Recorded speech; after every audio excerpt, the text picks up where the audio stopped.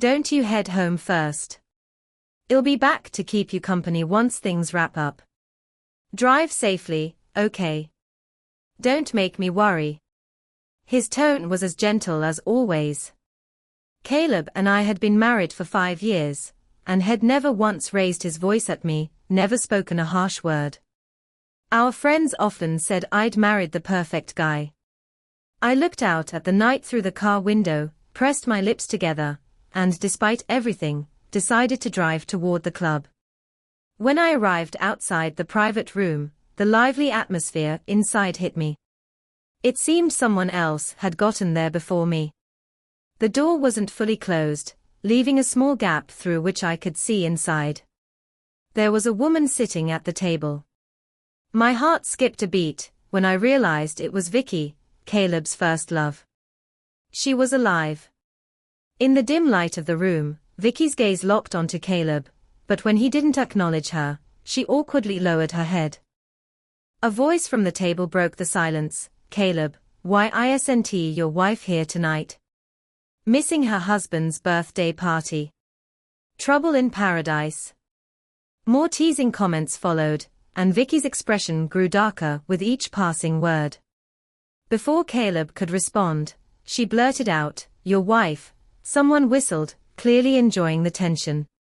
"Oh, Miss Vicky, you didn't know. Caleb and Teresa have been married for 5 years now. They're practically the model couple in our circle. Back then, so many women were after Caleb, but he never looked their way. His heart's always been with his wife," one of the men interrupted. He paused, giving Vicky a pointed look. Some people should probably stop wasting their time. His words hit Vicky hard, like a slap to the face. Her eyes widened as she turned to Caleb. Her voice trembled. "Is it true? Are you really married?" Across the room, Caleb stubbed out his cigarette. He rarely smoked, only when he was irritated or upset. Under Vicky's tear-filled gaze, Caleb nodded slightly. "Yes, I'm married." Vicky's tears flowed freely now, and the tension in the room became unbearable. She clenched her fists as if unwilling to let go. "I came back for you," she said, her voice raw. "Now I have just one question. If I had never left, would I be the one by your side?" A hush fell over the room. Caleb's fingers tightened around his glass, his expression unreadable. Sensing his discomfort, a friend tried to ease the situation. "Come on, that's a pointless question. Caleb's married. Let it go. Don't stir up old feelings." But then Caleb set his glass down and spoke, his voice calm and steady. "Yes." Everyone turned their attention to him. For once, the usually cool and composed Caleb showed a hint of emotion. "If you hadn't left, the position of my wife would have always been meant for you." Outside the door, my heart turned cold with every word. The position of his wife was meant for her. Then what about me? What did these 5 years mean? I turned and threw the gift box I'd brought for him into the trash. It was a tie, a birthday gift for Caleb. When I first met him, he was just a broke young man at his first business dinner. He didn't even know how to tie a tie. I was the one who helped him, standing by his side as he climbed to where he was now. I invested in his company after graduation. I gave up my family's business, and poured everything I had into his dreams. I couldn't count how many hardships we'd endured together. That's why, after we got married, he spoiled me like no one else could. I knew he was trying to make it up to me, little by little. Every time I helped him tie his tie, he'd smile and kiss me, saying, "You'll have to buy my ties for the rest of your life, that way I'll always be yours." Back then, our love was so pure. I truly thought we would stay happy forever. But then Vicky came back. I pressed my lips together and walked away from the club. By the time Caleb paid the bill and left, Vicky was already waiting for him. She grabbed his arm the moment he stepped outside. His expression darkened as he shook her off. Did you mean what you said in there? She asked, breathless. If I never left, would I be your wife now? Her voice cracked with emotion. She tried to throw herself into his arms, but Caleb pulled away coldly. Too bad life doesn't work that way, he said. Vicky, I once loved you deeply, but now I hate you just as much. It doesn't matter anymore. I'm already married. Please, have some self-respect. He turned to leave, but then he ran straight into me. His eyes widened in shock. What are you doing here? I smiled faintly, though the warmth never reached my eyes. Surprised to see me. So Vicky's alive. Should I give you two some space to catch up? Vicky's voice dripped with subtle hostility, but Caleb grabbed my hand before I could respond. His palm was damp with sweat, and his grip was so tight it almost hurt. No need, he said calmly, his face showing no hint of the tension that had been simmering. Let's go home. The moment I arrived, Vicky had been sizing me up, her jealousy so blatant it was almost suffocating. It felt like I was an intruder, taking something that rightfully belonged to her. As Caleb wrapped an arm around me and led me away, I saw the tears well up in Vicky's eyes again. The night was eerily quiet as I drove us home. Caleb sat silently beside me in the passenger seat, his expression unreadable. When we stepped inside, Caleb didn't waste a second. He pinned me against the door, kissed me deeply, his hands roaming over my body with an intensity that left no room for doubt. His desire was palpable, hot, and burning. But just as he started pulling up my skirt, I gently pushed him back. Not today, I'm on my period. Caleb groaned softly, frustration flickering across his face. But instead of pushing the issue, he kissed me again, then pulled away. Okay, I'll get you a heating pad and make you something to eat. His voice softened as he disappeared into the kitchen, the perfect picture of a devoted husband, as though the scene at the party had never happened. Steam rose from the kitchen, and I stood there quietly, my vision blurring. How could I not fall deeper for a man like him? When we first got together, Caleb had shown me what real love was. He was charming, funny, and treated me like no one else ever had. Even my parents, who were initially skeptical, had eventually accepted him after seeing how much he cared for me. But now, Vicky was back, the woman Caleb had once called long gone, and now, she was here, alive and very real. I looked at Caleb, my voice barely above a whisper. Why did Vicky suddenly show up? It was a question I had to ask, though part of me feared the answer. Caleb's gaze darkened slightly, but he didn't hesitate as he placed the bowl on the table. I was surprised too, he said. She just appeared at the party today. I only found out today that she was still alive. I nodded, pretending to believe him, trying to ignore the nagging doubt in the back of my mind. And what about what she said to you, when she followed you outside? Caleb lifted his gaze to mine, his long lashes trembling slightly. Baby, I know hearing that made you uncomfortable, he said softly. But there were mutual friends there. I'm a man. Why would I let them laugh at me and make me seem petty? That was Caleb's explanation, and if I hadn't seen it with my own eyes, I might have believed him. But someone had already stepped in to smooth things over, and Caleb didn't need to respond to that. Still, he did. Maybe Vicky's tears pierced something deep inside him, maybe he never truly stopped caring for her. Either way, it was a reality I wasn't ready to face. I didn't press further, letting him pull me into his arms. He sighed softly, his breath warm against my ear. No matter what, you're the one I love the most. That will never change, he murmured. Speculating about the past means nothing to me. Do you understand? After a long silence, I gently pushed him away. I'm a little tired today. Caleb kissed my forehead tenderly. All right, I'll go run a bath for you. That night, I didn't fall asleep in Caleb's arms as I usually did. After my bath, he held me from behind as I lay in bed. But as the night grew deeper and his breathing steadied, I remained wide awake, staring at the ceiling. And then, in the stillness, I heard it, broken, tearful murmurs, "Vicky, don't leave me. I'll go with you. Please, don't leave me." The blood in my veins froze. My hands trembled as I quickly turned on the bedside lamp. Beads of sweat covered Caleb's forehead, his eyes tightly shut, but he hadn't woken up. Even in his sleep, he was pleading with her, begging her not to leave him. Just how much had he loved Vicky back then? A bitter laugh escaped my lips as I slipped out of the bedroom, still fully dressed. The living room was dark, and I sat there for what felt like forever in silence. Eventually, I picked up Caleb's phone. In all the years we'd been married, he never set a password. The lock screen always showed a picture of the two of us, a reminder of how we once were. In the dim light, the phone screen glowed faintly. I held my breath as I carefully checked everything.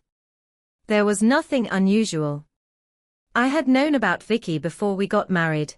Caleb's friends had told me about a girl he grew up with, but she had died young, at the peak of her beauty.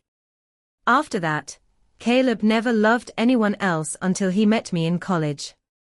When he pursued me, he was bold and unapologetic, and everyone knew how much he wanted me. He poured all his affection into me. At first, I was bothered by Vicky. After all, no woman wants her boyfriend to have another woman etched into his heart.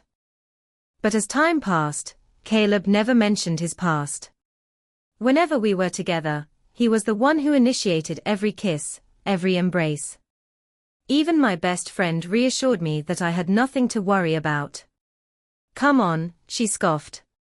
He liked Vicky when he was a teenager, but that was just a phase, puppy love. Besides, she's not even around anymore. Why are you comparing yourself to someone who's gone? In a way, she wasn't entirely wrong. Caleb was handsome, patient, and ambitious. If you let a guy like him slip away, she warned, you'll never find someone like him again. After we graduated, we tied the knot.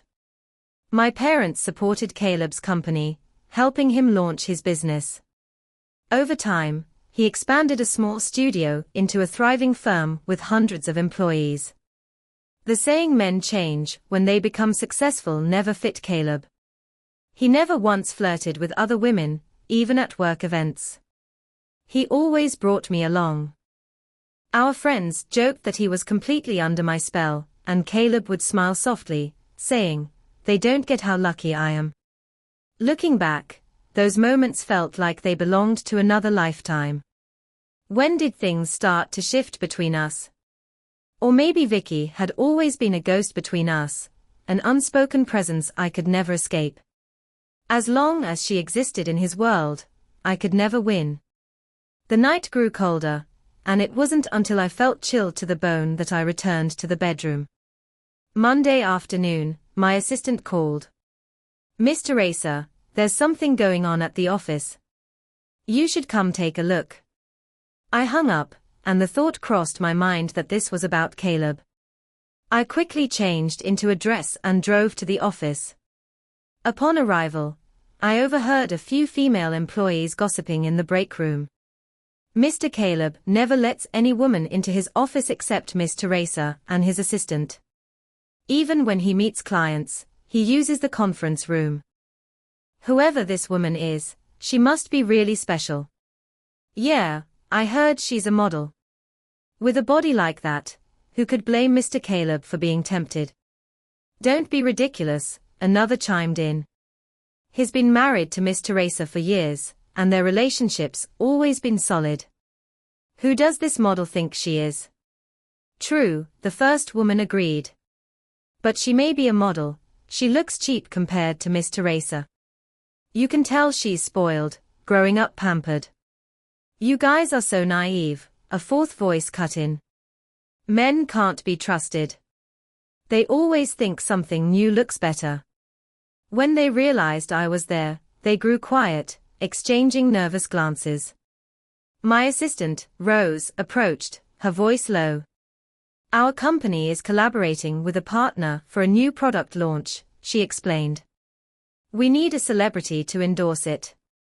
The partner chose Miss Vicky, but Mr. Caleb disagreed. She came to see him this afternoon. They've been in his office for over an hour. Rose hesitated, then added, when I brought in coffee, Miss Vicky was crying. I didn't need her to say more.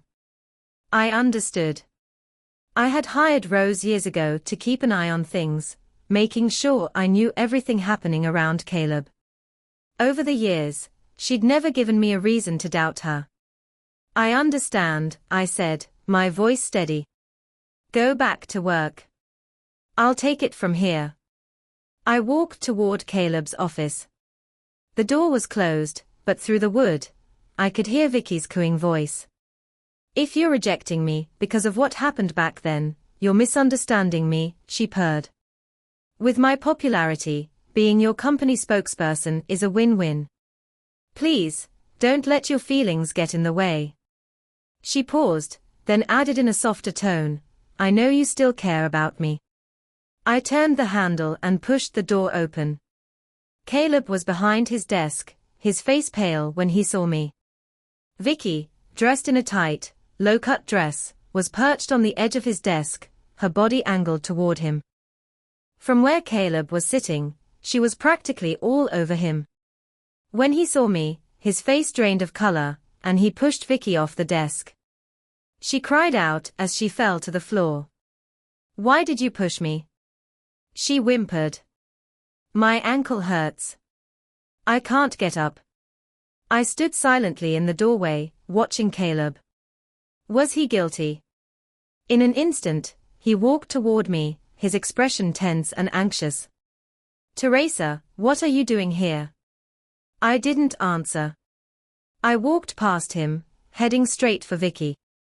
The seductive look on her face faltered the second she saw me. I offered her a faint smile and yanked her up. I heard you come from a good family too, I said coolly. Who knew you'd have such bad manners? Caleb's the boss now, I continued. Isn't it improper for you to barge into his office like this? The disdain in Vicky's eyes was obvious. I turned to Caleb, raising an eyebrow. So, your office? And I'm not welcome here. Hearing this, Caleb walked over to me again, and gently took my hand. Of course not, he reassured me. I wouldn't be where I am today without you. You're welcome to come and go in this company as you please. I smiled, but it didn't reach my eyes. Vicky, overhearing his words, looked at Caleb with a pitiful expression, but he didn't acknowledge her at all. Without saying anything more, I casually sat down on the sofa. Rose entered soon after, bringing me a cup of coffee. She could feel the tense atmosphere, and quietly closed the door behind her on her way out. I took a sip, staring indifferently at the two people standing in the office. Miss Vicky, are you here today to discuss the spokesperson position? I asked, my tone casual. So what if I am? Vicky shot back, her voice dripping with contempt. That's between me and Caleb. It's none of your business. Each word she spoke was a deliberate jab, an obvious challenge to my role as his wife. Before I could respond, Caleb's voice, low and sharp, cut through the room.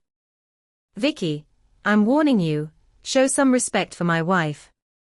I've already made my decision about the spokesperson, and it won't change. You need to leave now, and don't come looking for me again. If I have to, I'll call security to remove you. If you listened closely, you could hear the hesitation in his voice, but I didn't acknowledge it. After years of being married to Caleb, I had learned to read him, and that moment of uncertainty didn't go unnoticed. Unfortunately, it only seemed to hurt Vicky more. Her eyes filled with tears, and without another word, she ran out of the room, crying. I stayed seated, completely still, my gaze fixed ahead. From the corner of my eye, I noticed Caleb lowering his gaze. Was he feeling guilty for hurting her? If that was the case, why was he continuing this farce in front of me? The room fell into an uncomfortable silence. Caleb sat down beside me, his voice softer now. Are you upset with me? Don't be mad, okay? I only just found out the partners chose her as the spokesperson. Even though I tried to block it, she came to confront me. If you hadn't shown up, I wouldn't have known how to get rid of her. He took my hand, kissing it gently, his eyes filled with affection. But something about his touch didn't stir me like it once did. I pressed my lips together, instinctively pulling my hand away from his. I'm just curious, I said, my voice steady. Why are you so against working with Vicky? At my question, Caleb's voice faltered slightly. Even if it weren't for you, I still wouldn't work with her. Besides, she's not the right fit for the job. There are better options out there. His explanation sounded righteous and reasonable, almost flawless. Whether it was a personal decision or a professional one, I couldn't find any fault with his words. I twitched the corners of my mouth and looked at him. I came here today because I wanted to discuss something with you. My parents have been having some disagreements lately, and I think it might help if I take a few days to travel abroad with my mom to help her relax. Caleb's face filled with concern. They've always had a great relationship. What's going on? Just some trivial matters, I replied quickly. I'll go with her. It'll be good for her to get away and relax a little. I shook my head gently. No, the company still needs you right now. I can handle it myself. After a moment of consideration, Caleb nodded reluctantly. Let me know when you're coming back, and I'll pick you up at the airport. I lowered my gaze, not responding. That evening, I packed my luggage and drove off. There was an apartment in the city center my parents had bought for me before I got married. Standing by the floor-to-ceiling windows, I rubbed my temples in frustration. Yes, I had lied to Caleb. My parents had been happily married for decades, their relationship solid as ever. I used the excuse of helping my mother, because I had already made up my mind. I needed space. Only by leaving would Caleb finally let his guard down. I wanted to see how he would handle things with Vicky without me around. On the third day after I left, Vicky reappeared. I got a message saying she had visited Caleb that afternoon. By evening, Caleb's car pulled up, and I watched from my own vehicle, pulling my cap low to shield my face. Soon after, a woman stepped out of the passenger seat. The moment I recognized Vicky's face, a cold chill spread through me. Not far from me, I saw Vicky laughing and holding Caleb's hand. His expression was slightly tense, but he didn't pull away. They walked toward the home we once shared, chatting and laughing together. A sharp pain shot through my palm, and I realized I had been clenching my fist so hard that my nails had dug into my skin. When I opened the car door, my leg felt weak, as if the ground beneath me had vanished. I should have confronted Caleb the second I saw them together, but instead, I trembled uncontrollably.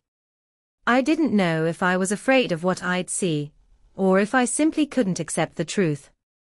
After what felt like an eternity, I finally opened the door to our home. The apartment felt so empty, so cold, and with my quiet, deliberate steps, they didn't notice me at all. Standing at the entrance, I took a deep breath before slowly making my way toward the bedroom. Behind the closed door, I could hear Vicky's delicate voice, laced with emotion. Caleb, everything I told you earlier is true. I wanted to tell you when I first came back, but you were already married. And now you're treating me like this, all because of your wife. Her voice broke into a sob. Caleb's response was barely a whisper, tinged with sorrow. Why didn't you ever try to find me, Vicky? She began crying uncontrollably. My parents were overwhelmed by creditors and died tragically. My aunt had no choice but to take me abroad to keep me safe. We faked my death, and I had to cut ties with everyone, even you. Life overseas was hard. I worked and studied just to survive, and eventually, I graduated. When I finally decided to come back, a talent scout discovered me, and I became a model to repay my aunt for everything she did for me. You know the rest. My contract kept me from returning to you sooner. Caleb, I swear, you're the only man I've ever loved. Fate has been so cruel to us. Her soft, tearful voice filled the room, but all I could hear was the aching truth of it all.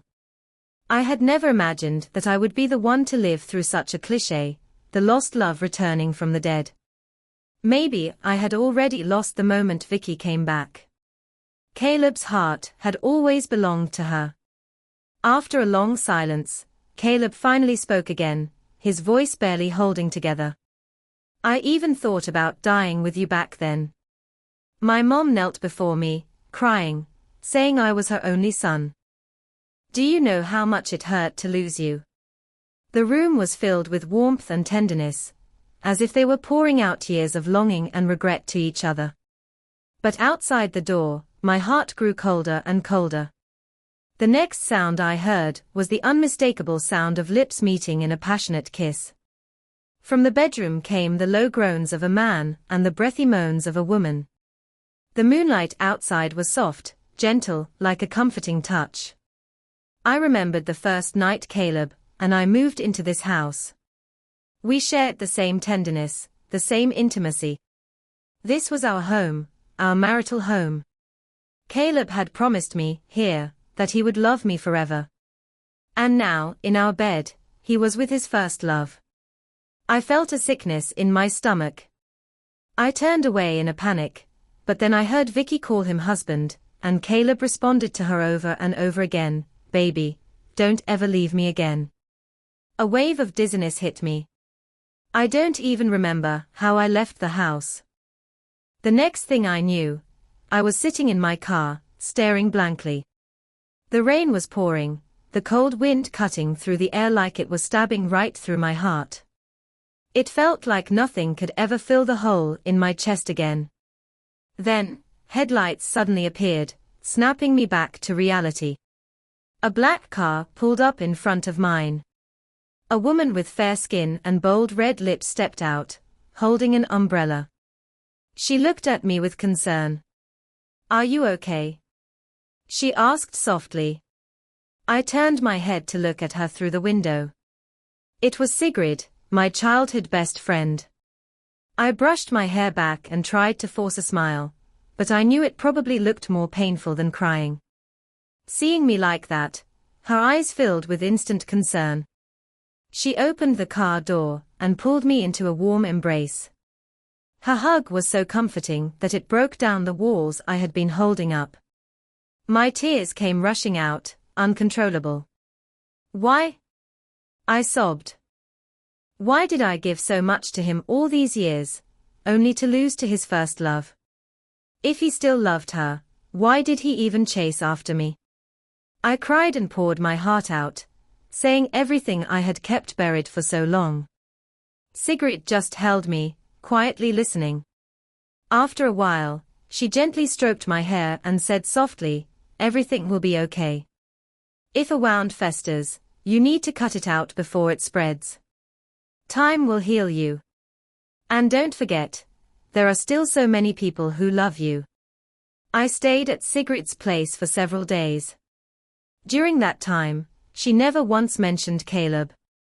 She just stayed by my side, laughing with me, drinking with me, until we were both drunk.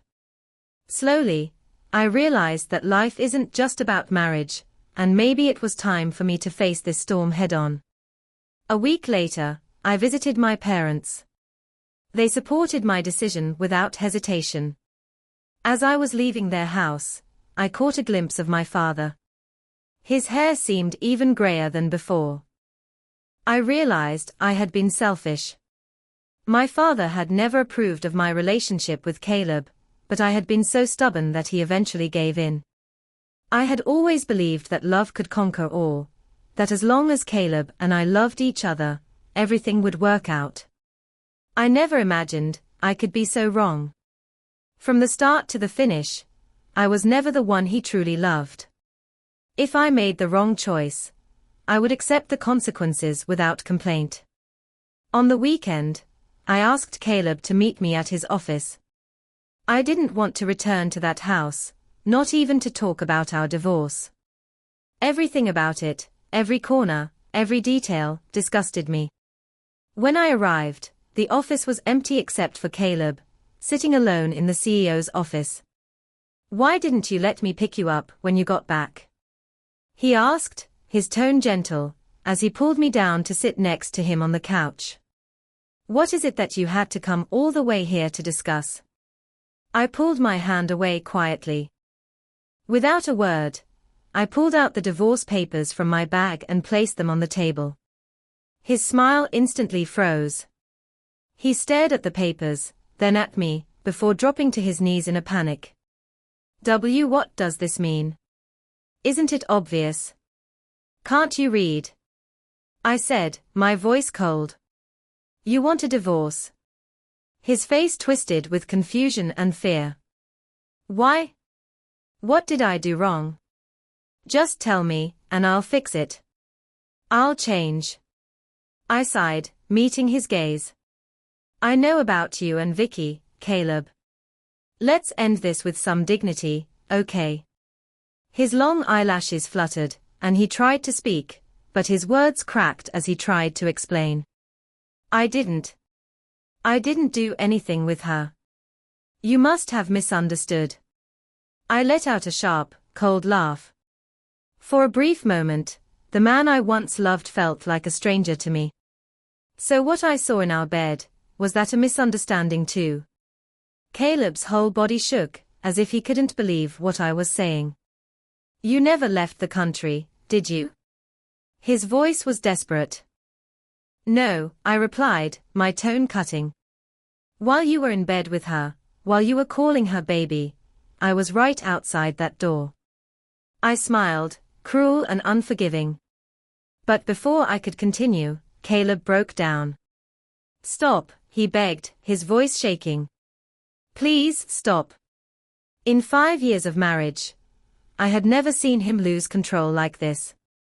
His body trembled, and tears streamed down his face. "I was out of my mind," he whispered, his voice cracking. "That's the only reason I brought Vicky home. You're the one I love. Nothing will change that. I was wrong. And I need time to fix this. Please, I promise I'll cut her out of my life completely. We'll go back to how things were." I saw fear in his eyes. Real fear, raw and unfiltered. He was scared because I wanted to leave. But once trust is broken, there's no going back. A cheater is a cheater, and no amount of pleading can undo the damage. Did he really think I should sacrifice my dignity for his love story? I stood, looking down at him. "You should have never pursued me while you were still in love with her. You hurt someone who genuinely loved you, someone who saw you as her entire world. And you lost her all on your own. My marriage is already ruined. For the sake of your love story, are you happy now?" I turned to leave, but before I could get away, he grabbed me from behind. He was crying uncontrollably, his breath ragged. "Baby, I'm so sorry. Just forgive me this once. I promise, Vicky will never be in our lives again." I didn't know where I found the strength, but I shoved him away with all my might. "Don't call me baby again. It makes me sick." A week after I left, Caleb signed the divorce papers. He gave up everything, telling his lawyer that he owed me that much. Maybe my leaving drained the last bit of ambition he had. My dad bought Caleb's company, and we sold the house. I wanted every painful memory erased from my life forever. Honestly, maybe I should have done it sooner. Maybe I should have seen it all clearly that night at Caleb's birthday party, but I was the stubborn one. I gave him a chance. I even tried to save our marriage. In the end, I lost everything. Who else could I blame? After the divorce, Caleb faded slowly from my life. With nothing better to do, I traveled the world with Sigrid. Then one night, I received a tearful phone call from Vicky. Her voice was venomous, each word sharper than the last. I never thought you'd be so cruel. Making Caleb give up everything, are you trying to destroy him? He's nothing but a useless mess now, living off me, smoking, drinking all day. And when anything upsets him, he hits me. Is this what you wanted? Are you happy now? I let out a soft laugh. Yes, Vicky, I am happy. Did you really think I'd want someone who betrayed me to live a good life? You thought you won, didn't you? But everything you took, I gave up willingly. Be honest with yourself. Do you love him, or do you love the lifestyle? The CEO title. The luxury cars, the wealth, too bad for you, those things were mine to give. Without me, he's nothing. My words cut through Vicky's composure like a knife. She snapped, screaming insults at me through the phone. Without hesitation, I hung up and blocked her number. 3 months later, Vicky was plastered across the tabloids. Every dark secret she'd tried to bury was exposed. It turned out that years ago, she moved to France after meeting a wealthy older man, someone in his 50s, with deep pockets. He promised to pay off her family's debts, but only on one condition: she had to become his mistress. In the years she spent abroad, he helped make her famous. She became a model, but Vicky got greedy. She seduced the old man's son and even had his child. When the truth came to light, the old man retaliated fiercely, which is when she came crawling back to Caleb. The scandal spread like wildfire, and her fans abandoned her. I pursed my lips, glancing at Sigrid, who was calmly sipping her coffee beside me. This wouldn't happen to be your doing, would it? She smiled, her red lips curving with a wicked gleam in her eyes. What? Am I not allowed to get revenge on someone who hurt my best friend? Honestly, Caleb's an idiot. This dirt wasn't hard to find. A little cash and voila. I still can't believe he trusted her without checking anything. I lowered my gaze. Maybe he really did trust her. Maybe he never thought his first love could be so manipulative. Sigrid patted my shoulder. When Caleb found out the truth, everything fell apart. He tried to break up with Vicky, and the two of them went crazy. One day, during an argument, Vicky threatened to kill herself. But Caleb didn't give in. Instead, during a snowstorm, he came looking for me. I left him standing outside my apartment all night. When I finally stepped out the next morning, he was still there, pale, his body trembling from the cold. I turned to leave, but he grabbed my wrist. I want to talk, he said, his voice hoarse. I looked at him, calm and detached. I have nothing to say to you. He hesitated, guilt clouding his eyes. I'm sorry, he said, his voice breaking. I know it's too late, but I had to tell you, Vicky and I grew up together. I never imagined she'd fake her death, just to make me give up on her. You're right. I shouldn't have pursued you when I still had her in my heart. But Teresa, when I chased you back then, I meant every word. I loved you. I've thought about it a lot. What I felt for Vicky wasn't love, it was regret. Regret for the years we lost.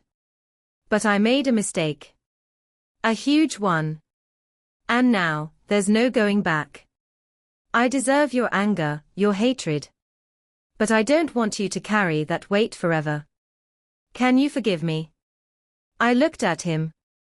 It was the first time since our divorce that Caleb had sought me out, and I believed he meant every word. But it didn't matter anymore. Caleb, forgiveness doesn't change anything. I don't hate you.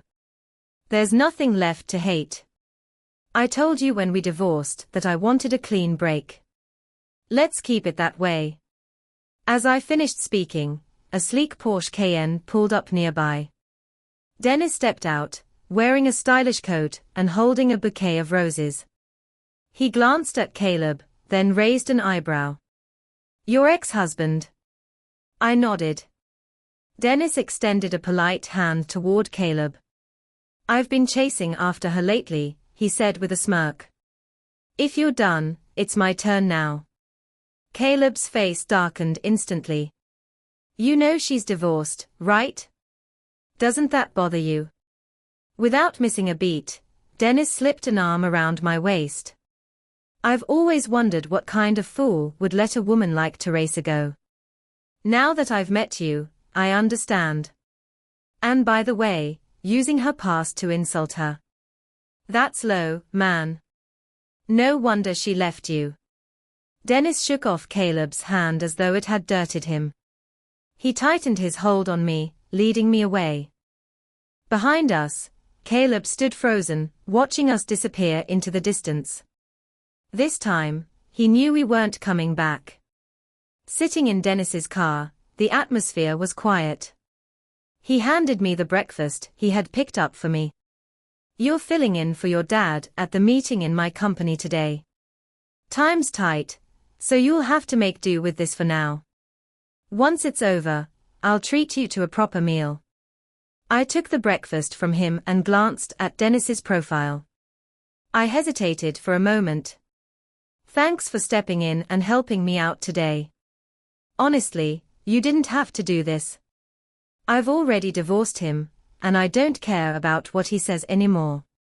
After I spoke, Dennis let out a soft chuckle. You really think I'm just helping you out, Teresa? When I said I wanted to pursue you before, I meant it. Please don't ignore the good things I do for you, all right? I pressed my lips together.